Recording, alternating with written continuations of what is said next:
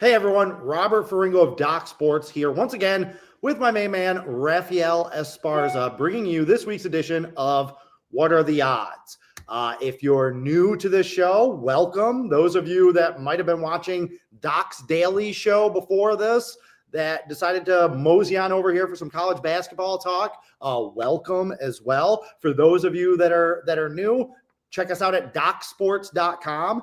And for those of you that are maybe paying clients, maybe returning clients, maybe potential clients, we have a very special offer for you. As usual, we have $60 free that we are giving you. You are welcome to be used at Doc Sports for any handicapper, any sport, any package that you want. You click on that link down in the description. It will take you to Doc Sports, literally give you $60 in your account that you can use towards any handicapper's picks. So, for example, Raphael Esparza, I know, has a top play in his daily props today. You could get that absolutely free with that free 60. And then maybe if you wanted his college basketball picks, because of the wealth of knowledge he is about to bring to you, you can also get that free tomorrow. So be sure to take care of that $60 free. So, all right, Raphael, huge Saturday in college basketball we are going to get to in 1 minute.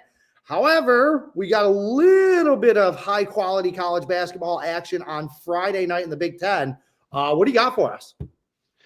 Yeah, I kind of like these little nuggets that Friday produces in the Big Ten, and we have a really good matchup tonight. And you know what? It kind of got swept away. It's under Sacred Heart and Merrimack, and then Kent State and Miami, Ohio, and then boom, you got Michigan State going to Michigan tonight in college basketball, which I'm excited. It's a kind of a 8 o'clock game Eastern Standard Time. A little bit shocked on no line movement. I think that's what I'm more shocked of any. I mean, not we always talk about, you know me, we always talk about, okay, I'm going to wait for this number, or are we going to see this number? This one's been 3.5 since it opened up yesterday, and I thought it was a tad high at 3.5. I made myself this number 2 on this one just because of how these two teams know each other well. They know each other's home court well. It's not like someone dominates at home and someone dominates on the road. So I thought we would see like a 2, maybe in the morning. I saw maybe a 3 come up, but we've seen absolutely nothing. The total is the one that kind of confused me. I thought it was going to open up at 150, open up at 152, and then right now it's at 150. So I was sleeping on the job last night. I should have bet the total under, like I liked it at 152. I missed the boat on that one, but the reason why I want to talk about this line, because there was no movement in this line. I'm a little bit confused. Okay, I'm glad you touched on that with the total, because that was going to be my next question is, does that number seem a little bit high? Yes. Two very efficient offenses. Explain to me why you kind of like the under in this. Because I think both teams are going to want to slow down each other. I don't think we're going to see a track meet like we see if this was like a Wisconsin, Michigan, or even a Northwestern, who are kind of slowed down a little bit lately. But it's not going to be a track meet like if there was Oregon playing this game, like we might see tomorrow.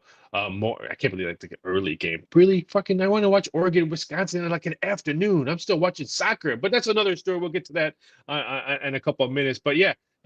Just as we're talking right now, DraftKings just dropped it to 149.5. So yeah, they're watching. See, the DraftKings odds makers are watching. Welcome to What Are the Odds? Everyone here is welcome. I really like this game. I use this game as a rated play. I'm not afraid to say, and I like Michigan in this game. Michigan State. One of the things about Michigan State is they play downhill. Right? They want to get to the basket. Not a great shooting team.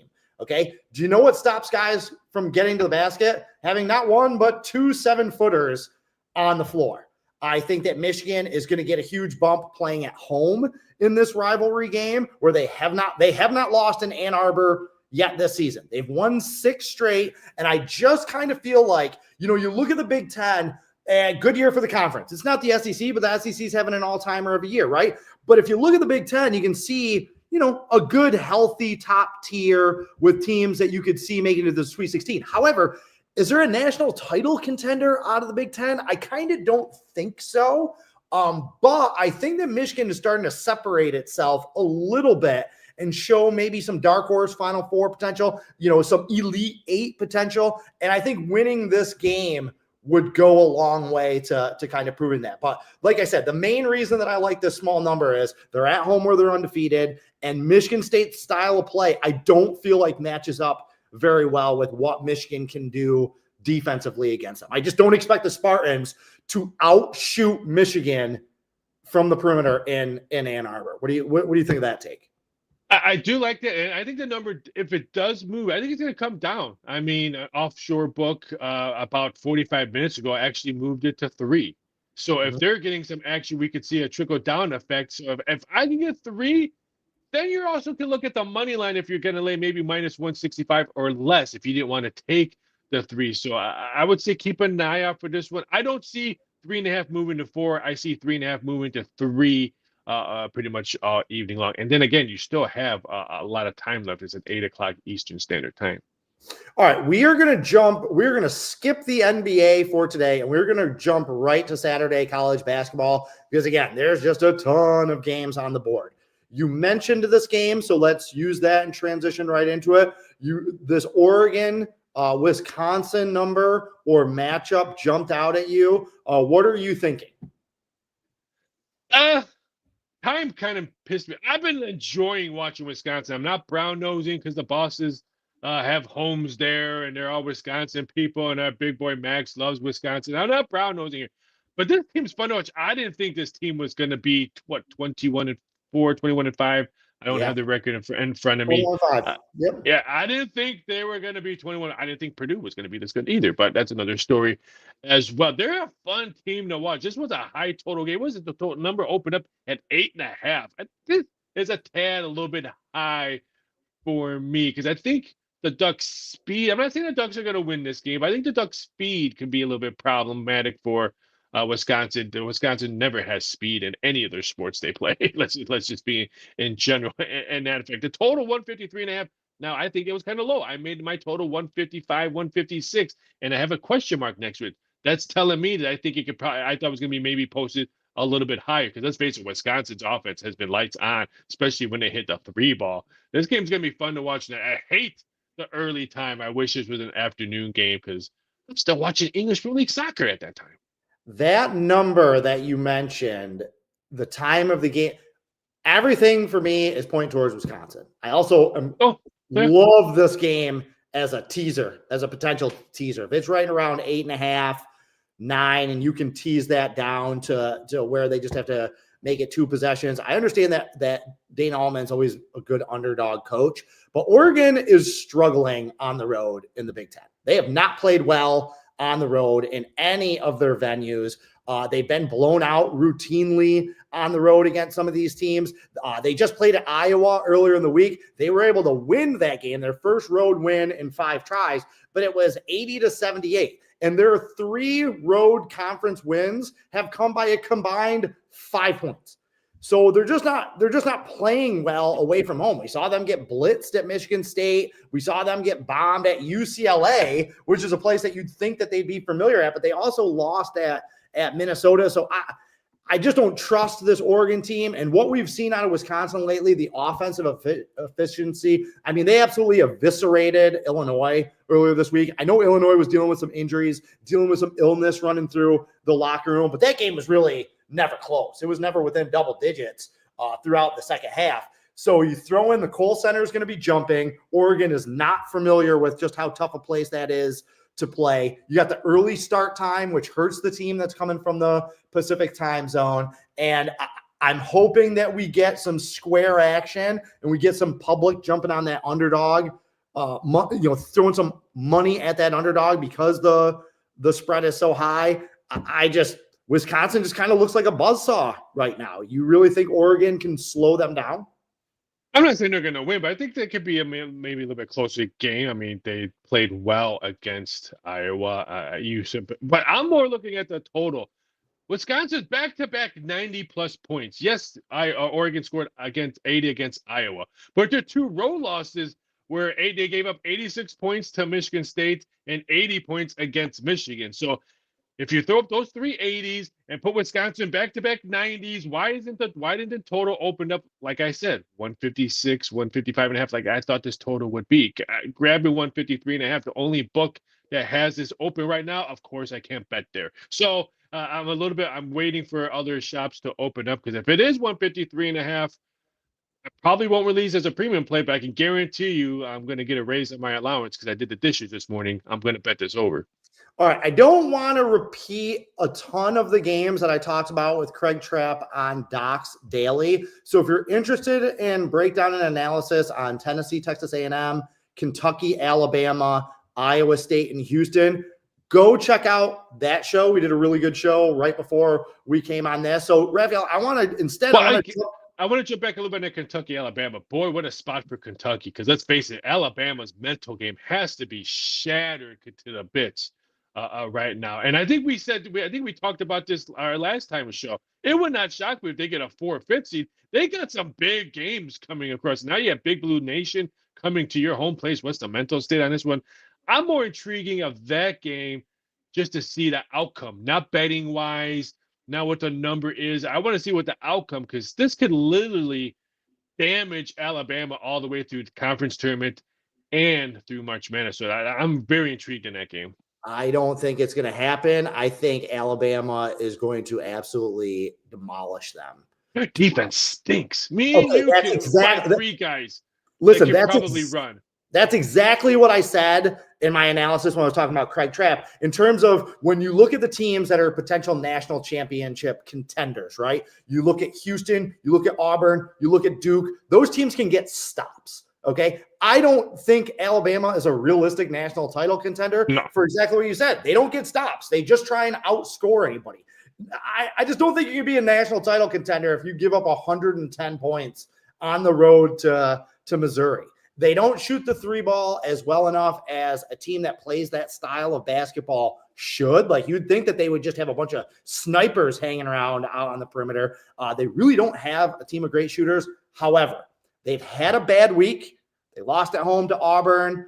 It obviously lingered with them against a Missouri team that was just boat raced them, was absolutely ready to play. I think they jumped out to like an 11-0 lead. Like, Missouri played out of their minds. I don't see Alabama losing 3 in a row. Kentucky is very banged up right now. This number, I projected it around 5.5, came out around 7.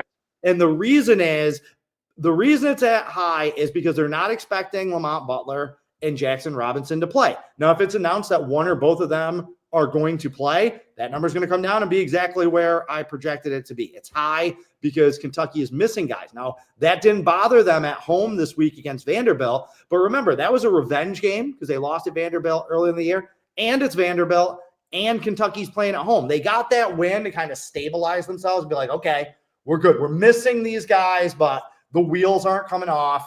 Good win. Let's go on. Now they're facing a pissed off Alabama team that goes bonkers at home, that is absolutely not going to take it easy on Kentucky just because Kentucky's missing a few guys. Like, after back-to-back losses, Alabama needs to get a win. After just giving up 110 points, you think that the coaching staff isn't going to be in their ear about this game? I think this is one of those situations where if Kentucky's down double digits at some point in the second half, instead of going full throttle with the short bench that they have, they might rest, Ote Otagwa, however you say that name, Kobe Brea, Andrew Carr, a guy who's not 100% since he came back from his injury. Instead of like trying to throttle up and max them out here, they may dial back and be like, we can't risk anybody else getting hurt. We'll concede this loss. And I could see that going from like 8, 9, 10-point game to an 18, 19, 20-point game just by virtue of the way that Alabama plays. We'll see. I thought the number is a little bit too high. I would not lay. I don't care who's not playing. I would not lay a team mental state at 7.5 at home. A team that doesn't play defense. Okay, one of the numbers that jumped out at me, team that we just mentioned that just lit into Alabama, Missouri. Okay, I have them as a small 2-point road favorite going to Arkansas. Kind of a quintessential letdown spot, don't you think, Raphael, after what they did to Alabama? What are your thoughts on where that number is? Is there value with Missouri? Because they really do look like a top 20, top 15 caliber team. Arkansas has been a little bit of a disappointment. Is there value on Missouri? Do you like Arkansas as a potential upset here as a home dog? What are your thoughts on this number? I'm hoping some Razorback money comes in. I'm not sold on it right now. They're outside looking into the tournament right now, and I think they're going to be outside looking in right now. A week ago they were in. They're probably out right now in a tournament. I think SEC is probably only getting 12 teams as of right now in a tournament, and they're looking out. I Right now it's 1.5. I'm hoping Missouri money or Arkansas money continues to come in because I'm looking at Missouri. Yes, a letdown game, but if you're Missouri now, you got some momentum. This is time where conference tournament is just a blink of an eye. You don't want to start conference tournament with no momentum. There's a certain amount of teams, and I'm putting Missouri in that bracket. You get some momentum. You had a really nice win at home. Now you can go on the road and get a team that's outside looking in on a tournament. Let's grab this road win and keep the momentum going. So conference tournament, March Madness, get that momentum going in. If I can get the right number, I think Missouri is a nice play here. If I don't get the right number, then I'm just going to pass and hope for the best. Well, as you mentioned, it's 1.5, around 1.5, 2. What's the right number for you? I would love Up to to have 3.5? Yeah. Oh, yeah. For that side, yeah. I would love for plus points on it, but I don't think we're going to get it. But No. I'm saying what is the right number for you to pull the trigger on Missouri? On Missouri? Oh, I would love to see maybe a pick 'em type game. Okay. You don't feel like 1.5 or 2 basically is kind of a pick 'em? No, because when you get this now, when college basketball is creme of the creme right now. Football's over, foreign nations over. This is not the NBA's time. This is this is literally March Madness time right now. Yes, I know it's February 21st, but this is college basketball's time to shine. So now the books are getting either the sharp action early or they know what way the bettors are going to bet right now. So if I can get a point and a half now, that's like 3 points in November, December, and January because you're so tight because now the money's coming in to balance off weights. So if I can get a pick 'em and stuff like that, that's telling me that I'm on the right side of where I should lay. So Missouri almost won at Tennessee. They did win at Florida. Okay, which is it takes more than a smile and a nice jumper to get a win down in that place. They won at Mississippi State, another really good SEC team. So they have shown the ability to win at home. The thing that I'm with you that right now I'm leaning Missouri as a side because the thing about it is that 5 years ago, 6 years ago, 8 years ago, Arkansas was a sneaky tough place to play. Like I loved the Razorbacks as a home underdog. I have not seen that same juice out of them at home this year that we did a few years ago. So, have they played better without Boogie Fland on the defensive end? Absolutely. We've seen Arkansas play tough against the top tier teams. They only lost by 8 to A&M. They only lost by 7 to Auburn. That close loss to Alabama. So they've taken some swings, but I kind of agree with you. This isn't enough points. Arkansas plus 4.5. Okay, maybe you got me intrigued here. But with this game, with Missouri just needing to win it, I feel like this is the type of game where having a guy like Caleb Grill, one of the best 6 men in the country, that if Missouri does have a little bit of a letdown out of their starters, you can bring that guy in. And if he just gets hot and goes bonkers and starts hitting a bunch of threes, that will lift that team out of the letdown doldrum. So I agree. This Missouri team is absolutely legit. Okay. Next game that I want to talk about is Clemson at SMU. Very similar circumstance in that we have a Clemson team who's been playing great lately, going on the road as a little bit of a small favorite. Okay, I have this number around 1.5, 2, same as the Missouri-Arkansas game. Clemson's 9-1 in their last 10 games. Good wins. They beat Duke. Then they turned around in their letdown spot and demolished North Carolina by 20. So then you think, okay, well, they got to take a step back after that, going on the road against Florida State. No, they beat them by almost 30. So Clemson's playing its best basketball of the season right now, heading to Dallas to face kind of a sneaky SMU team. They're athletic, but they haven't really been tested. Didn't really play anybody good in the non-conference, but have just been kind of lurking around in the ACC. Coming off a nice win over Notre Dame where they just threw another log on that dumpster fire in South Bend. What are you looking at? Is this same question? Is this a potential upset where the value is with this home underdog? Or is Clemson just the better team playing really well right now, ride her till she bucks you? Only way I would have looked at SMU when the numbers came up, I'm getting 4 or more. I think the numbers dead on. Maybe a half a point, a little bit high. 2, I was thinking about maybe around there. But you said it. Clemson has some nice wins late, and they're playing some of their best ball right now. And I'm just not sold on SMU.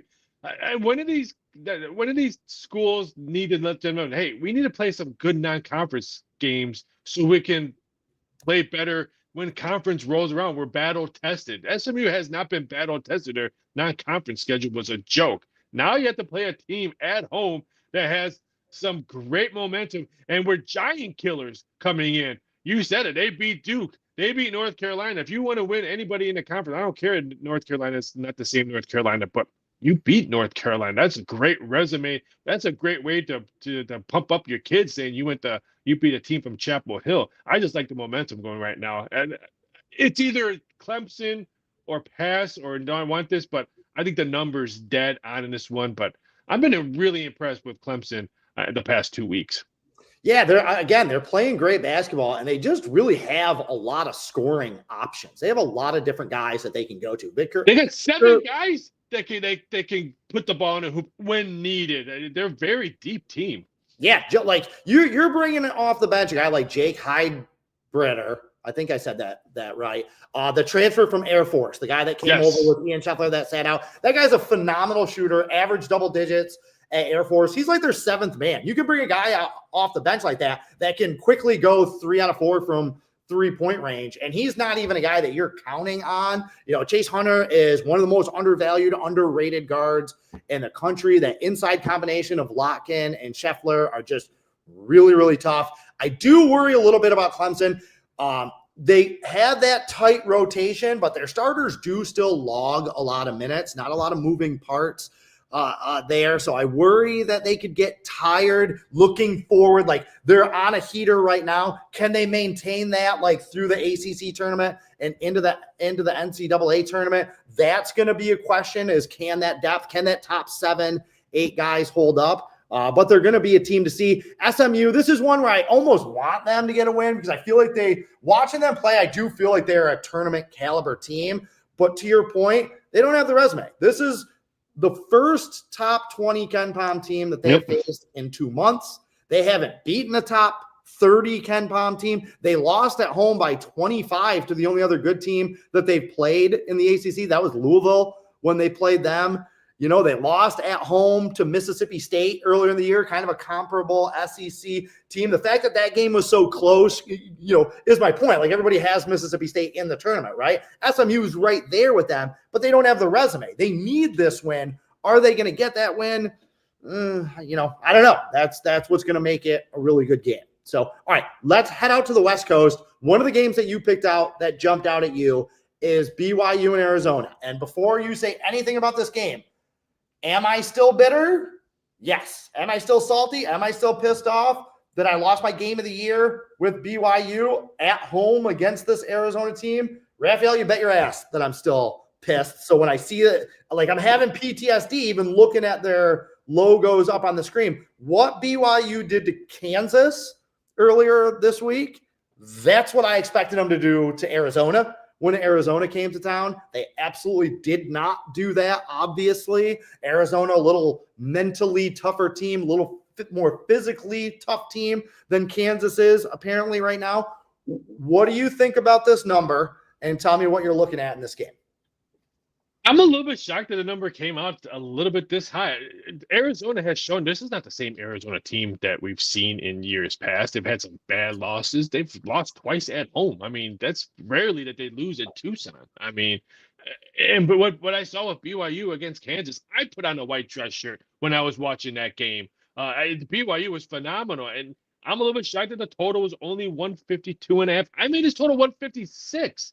Because I think BYU can keep up the scoring. Arizona's going to push the tempo. Tucson, McHale Center is going to be loud. It's going to be jacked up. So you figure the home team's going to want to push the tempo and make it a high-scoring affair against BYU. I really thought this total was going to be around 155, 156. So you're telling me 152.5 on this one. I was a little bit shocked in this one. I just want to see how BYU can come back from that just Bolivia that they took on Kansas. Are they going to have that much with revenge factor on the ground that they lost that? Arizona went to their backyard and beat them, and now they're coming off just a juggernaut of a win against Kansas. And I've been telling people, I did a couple of shows yesterday. I did a show this morning. Kansas is a perfect example right now that, yes, the transfer portal is great. NIL money is great, but sometimes you could strike out on both of them. And Kansas right now, I believe, is the transfer portal NIL. They struck out multiple times this year on that one. So yes, it's all fun and glory. You can go to transfer portal and redo your team, NIL money. Ooh, I paid this guy a gazillion dollars. He's going to play for us. But sometimes that doesn't work. And the Jayhawks are a perfect example right now.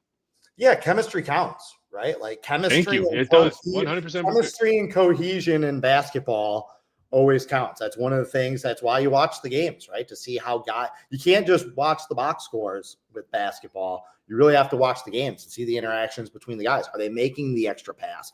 Are they working to get each other open shots, or are they just making tough shots? Those types of things. I have a lot of thoughts on this game. Obviously, Arizona went to BYU and beat them pretty handily at home. Arizona, they really showed me something earlier in the week going to Baylor. Yep. Tough spot. Like last Saturday, they wound up and took a big swing at Houston. I thought that they should have won that game. They had the lead for like the first 35 minutes of that game against Houston. And they just couldn't sustain it. Let Houston take the lead late and just couldn't get back over that hump. So they were in a letdown spot going on the road to Baylor. Pretty good, talented Baylor team. That was a gutsy win from Arizona. They really have been playing well over the last 2 months. I think they are going to defend their home court because with BYU, look, there's only one way to go, but down. After you play like that against Kansas, no, they're not going to play that well again on the road here. Is the number high enough where they could sneak in the back door? The thing about it is, and the reason I used BYU as my game of the year earlier this season is I really like this team. I like the talent. I like the size. I like the pieces, but they just haven't shown physical and mental toughness on the road. They went to Houston, that same team that Arizona was trading buckets with. BYU lost by 31 in that game. They went to Providence and lost by 20. They lost at TCU. They lost at Utah, a team that they're better than. They got bombed at Cincinnati. Cincinnati is not a good team, but you know what Cincinnati does? They push you around. They play physical basketball. That's what Arizona does. So for me, I think it's Arizona or nothing in this game because I do think on the whole, they've been playing better against better competition over the last 2 months. And like I said, BYU has just not shown the mental or physical toughness that I need to see for a team to be like, they can go into the McHale Center and they can get a win against a more athletic, more physical team. They need a big game. BYU needs a big, not even a big game, maybe a double-double by Trevon Neal. I think I'm pronouncing it.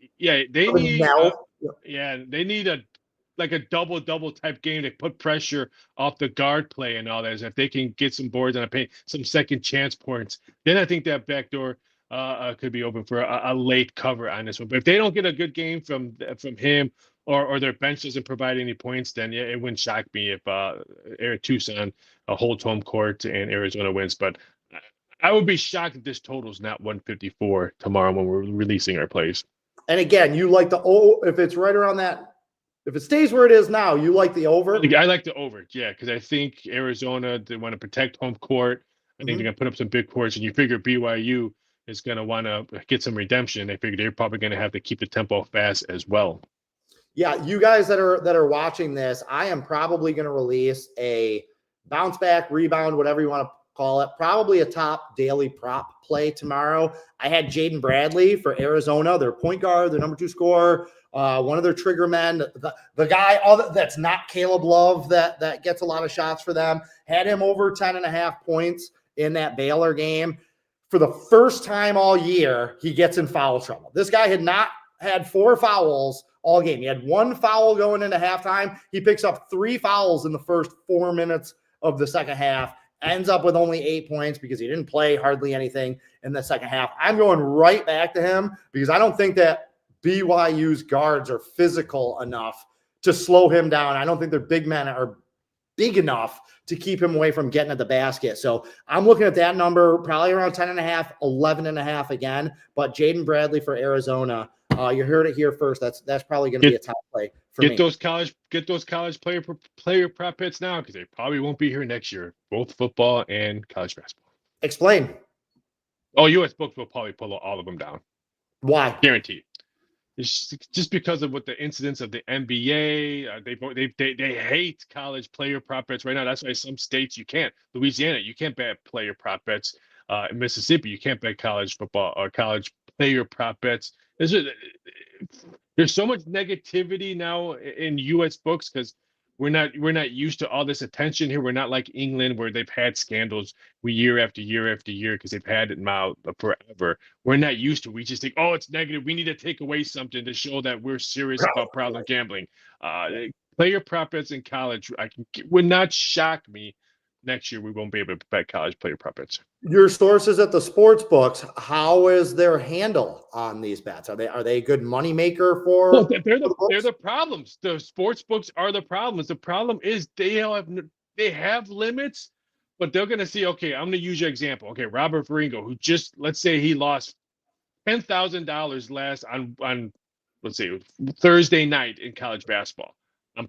Now he wants to bet 5,000 on a player prop bet in college basketball, which the prop bets, let's say, is only a $1,000 max bet. But this guy just lost money. Let's give it to him. Who cares? Let's give it to him. We have his money. No, a limit bet is a limit bet. That's what the issue is when it comes to player prop bets. They see, this guy just lost $1 million on a football game. Now he wants to bet 10,000 on a college football player prop bet, which the limit's only 1,000. Well, we got his money again. Let's keep on getting his money. When no, if there was rules, have the rules set for everything. Just because you lost on one sport, that's one thing that drove me crazy when I worked at casinos. A guy we'll have a Mac action game on Tuesday. Our limit was like maybe 20,000 on the side. Well, he just lost $1 million on baccarat, and now he's in front of my window and wants to bet $100,000 on Toledo versus Akron. And I look on the screen and we maybe have 200 bets on it, not even worth that amount of money. But the casino boss is telling me you have to accept it because he just lost $1 million on baccarat. No, limit is a limit. That's why these casinos get in trouble when an NBA player wants to bet something. They don't see names. People think, oh, you should have known LeBron James. No, they see account numbers. There's no names that comes up when someone wants to bet a $5,000 on a player profit. It's just an account number, and they look at the account number. They're not looking at the name of the account number. Oh, he just lost $100,000 on a Super Bowl. Now he wants to bet $10,000 on your prop bet because you released it on Docs. We'll prove it. He just got crushed last week. They don't look at stuff like that. That's why the U.S. books are in trouble now. Okay, we like to call that segment "Get Off My Lawn" with Raphael Esparza. I'm not saying it. That's my issue. My takeaway from that is that, like Walter Soldier says, this is not NAM. There are rules. Follow the rules. I guess my point in answer to that is that if the books are making money on it, if they're getting hammered on these player props because they're tough numbers, but if they're making money on it, they're going to keep them and they're going to find a way to keep them. That's my opinion. I know you have more sources, insight from your connections there, but my thing is if the books are making money off them, they're not going to give them up just because there's one or two guys that were involved in scandals, and instead they're going to say, look, the system works because we caught these guys. You would think that's the answer, but states are looking at we don't want nothing negative on our face. We want no egg on our face. Listen, a lot of these states and a lot of these state governments and state legislators, they're going to have a lot bigger fish to fry over the next 12 months. I don't think that player prop bet action is going to be high on their list of priorities when they got a lot of other issues they're going to have to deal with, but I'll leave it there. All right, to rein it back into college basketball, but to stay out in the West Coast, and I know that you're going to appreciate talking about this game, big game, St. Mary's at Gonzaga, revenge game for the Zags. What do you think of the number? What do you think of the game? I wanted to talk about this game, but I chose not to. Well, now you're choosing to talk about it. Because I'm going to release my free play right now. This was my free play. That's why I did not want to. Lay it on him.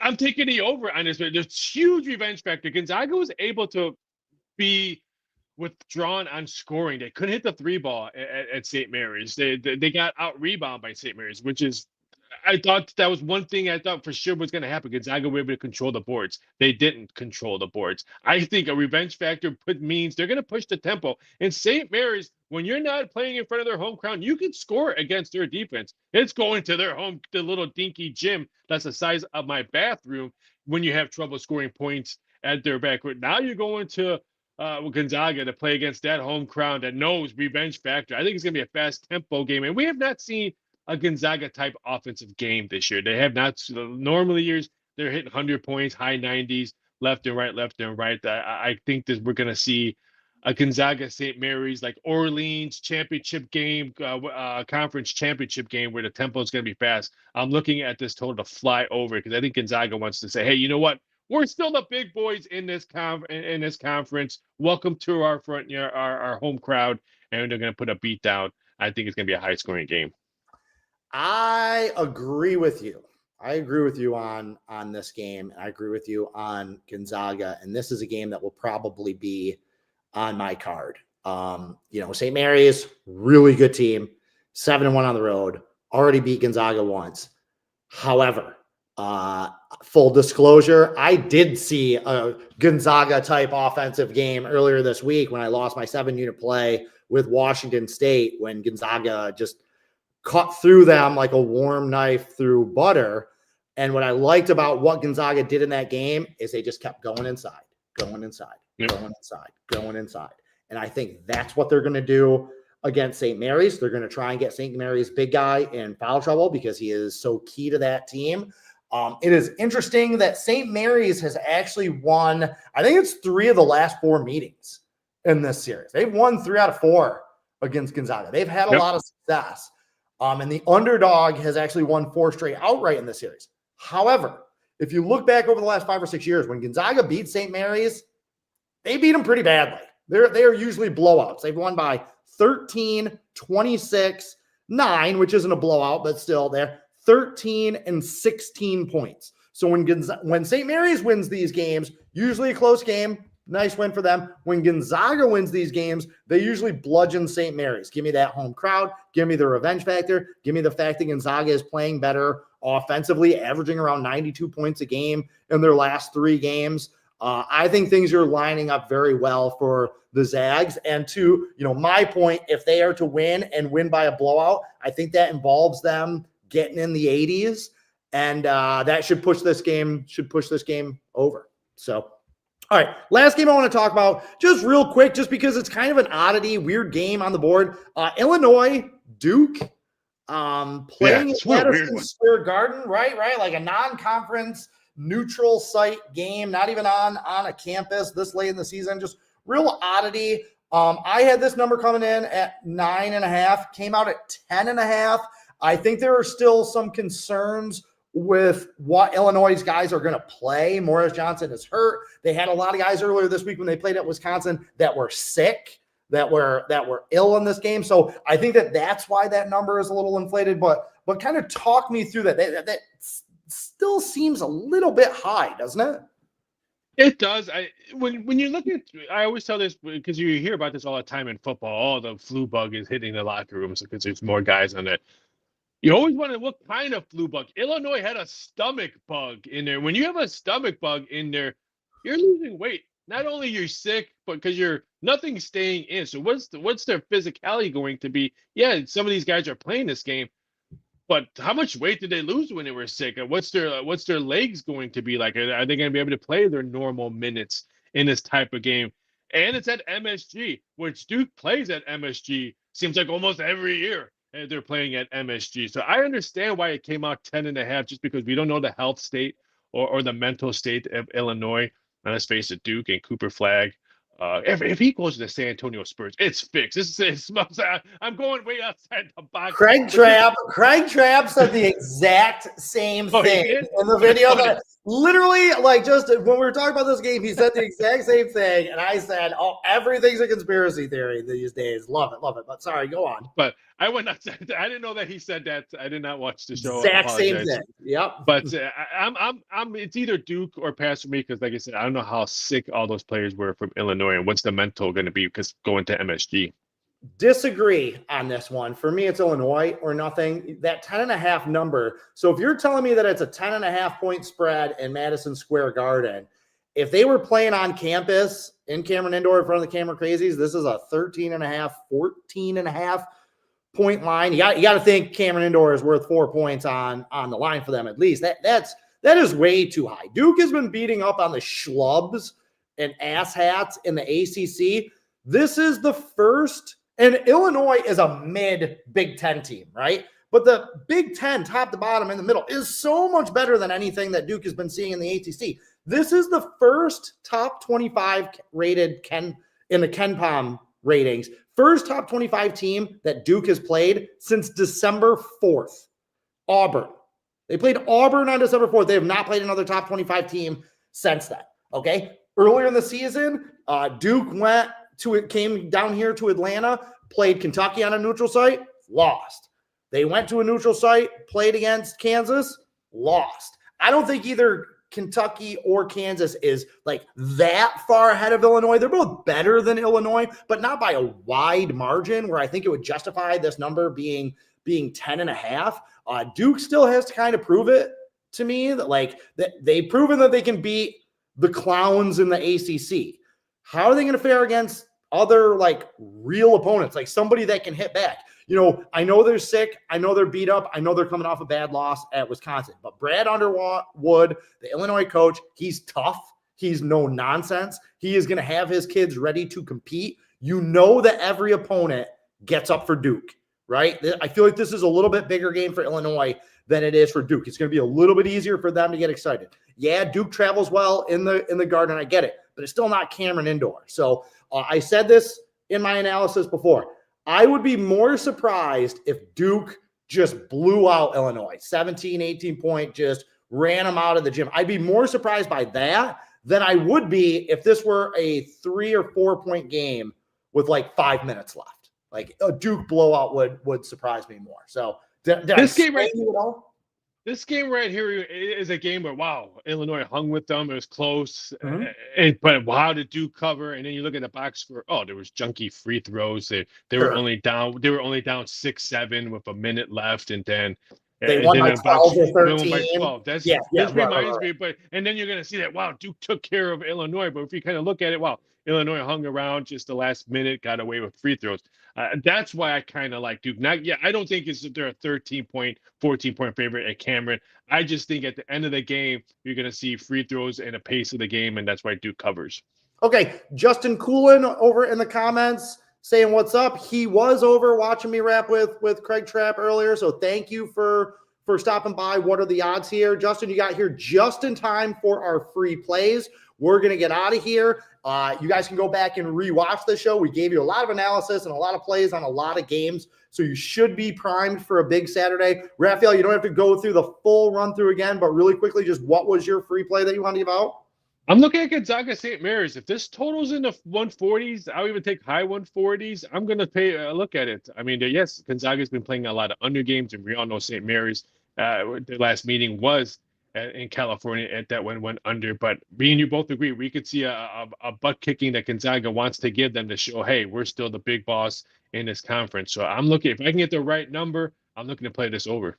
Hat tip to Michelle, the producer, for giving me a little poke in the ribs right there. To mention once again, to get the $60 free that we are offering, the link is right down in the description. Click on it. It will take you to Doc Sports and gift you $60 free to be used towards any handicapper, any package, for whatever you want. Daily packages are about for college basketball, for example, since that's what we're talking about, are $30. So you could get mine and Raphael's picks tomorrow, full card, including my 7-unit play, completely free. My free play, going back to the beginning of the show, the segment, it is also a rated play for me, but I'm giving it to you free. You're welcome. I like Michigan. I like Michigan tonight against Michigan State. Like I said, Michigan State does not shoot very well from the outside. They want to drive. They want to get to the basket. Michigan's got the big men, I think, to slow them down and keep them out of the paint. I just do not see a scenario where Michigan State shoots better from the perimeter than Michigan does on its home court, where they have not lost this year. I thought this number should have been around 5.5.